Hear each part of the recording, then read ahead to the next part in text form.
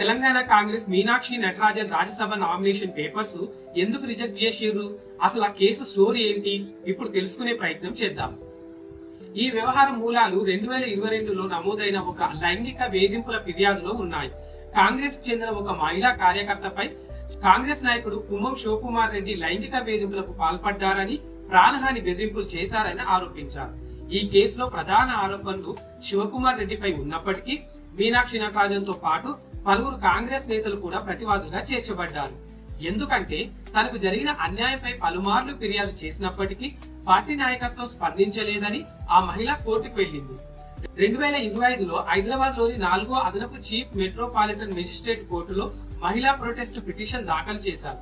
తన ఫిర్యాదులపై సరైన చర్యలు తీసుకోలేదని ఆరోపిస్తూ నిందితులపై చట్టపరమైన చర్యలు తీసుకోవాలని, 10 కోట్ల రూపాయల నష్టపరిహారం కూడా చెల్లించాలని కోరారు. ఈ పిటిషన్ లో మీనాక్షి నటరాజన్, టీపీసీసీ అధ్యక్షుడు మహేష్ కుమార్ గౌడ్, మంత్రి వాకటి శ్రీహరి, నారాయణపేట ఎమ్మెల్యే పర్ణికారెడ్డి తదితరులు ప్రతివాదులుగా ఉన్నారు. అయితే కోర్టు పత్రాల ప్రకారం ప్రధాన ఆరోపణలు మాత్రం కుమ్మం శివకుమార్ రెడ్డి పైనే ఉన్నాయి. మిగతా నేతలు బాధితురాలి ఫిర్యాదులను తెలుసుకున్నప్పటికీ చర్యలు తీసుకోలేదన్న ఆరోపణలు ఎదుర్కొంటున్నారు.